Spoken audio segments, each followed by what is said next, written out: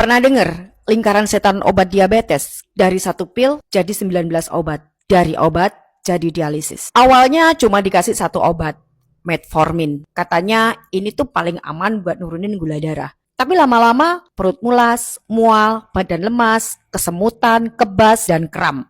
Dokter kasih tambahan, omeprazol buat lambung, gabapentin buat kebas dan kram, vitamin B buat cegah kekurangannya. Tapi gula masih tinggi. Lalu datanglah obat kedua, glibenclamid. Obat untuk paksa pankreas kerja keras produksi insulin. Hasilnya, gula turun. Iya betul. Tapi muncul efek baru, hipoglikemia.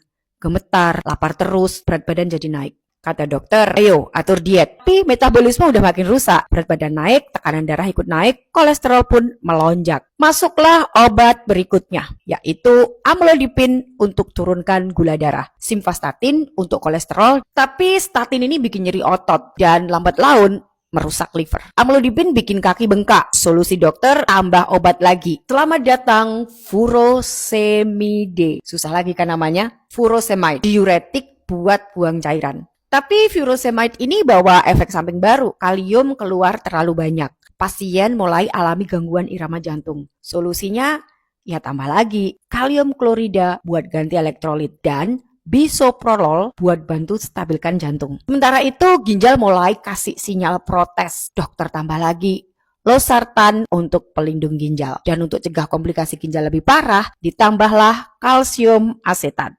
Tapi gula darah masih tidak stabil, pankreas sudah kelelahan. Akhirnya dokter angkat tangan dan bilang, sekarang waktunya mulai suntik insulin. Insulin tiap hari disuntik, efeknya gula darah lebih stabil. Tapi berat badan melonjak tajam. Ya udah, biar turun berat badannya, kamu minum Orlistat ya, obat buat penurun berat badan. Efek samping Orlistat, diare hebat. Solusinya tambah leporamid, obat anti diare. Dan ketika ginjal benar-benar menyerah, dialisis pun dimulai. Tubuh makin lemah, darah makin kental. Apotin alfa diberikan buat atasin anemia. Ditambah clopidogrel, obat pengencer darah buat cegah stroke. Sampai akhirnya kamu mulai depresi. Terlalu banyak komplikasi, terlalu lelah dengan obat yang makin banyak, tapi badan makin rusak. Dokter pun kasih sertralin antidepresan. Tadinya kamu hanya minum satu obat, yaitu metformin, tapi sekarang setiap hari kamu harus minum ini.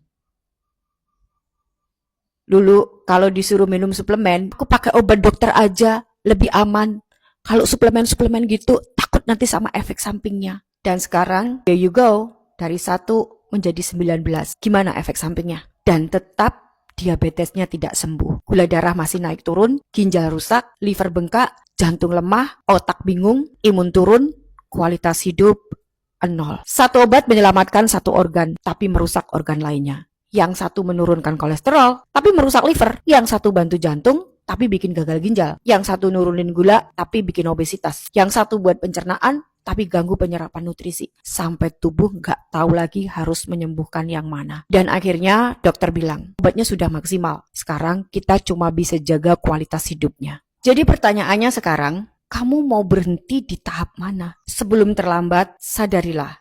Obat itu kontrol, bukan pemulihan. Kalau hanya bergantung pada obat tanpa ubah gaya hidup, kamu sedang berjalan pelan-pelan menuju rusaknya tubuhmu sendiri. Masih ada waktu kok, masih bisa dibalik. Kalau kamu siap ubah pola makan, atur metabolisme, dan bantu tubuh pulih dari dalam. Kamu gak harus ikut antre di ruang dialisis. Bisa kok, kalian tidak tergantung dengan obat-obatan seumur hidup. Aku banyak banget melihat bukti orang-orang yang bisa mencapai remisi, baik yang aku dampingin secara pribadi atau yang melakukannya sendiri. Kalau mereka bisa, kamu juga bisa. Share video ini jika menurut kamu bisa bermanfaat.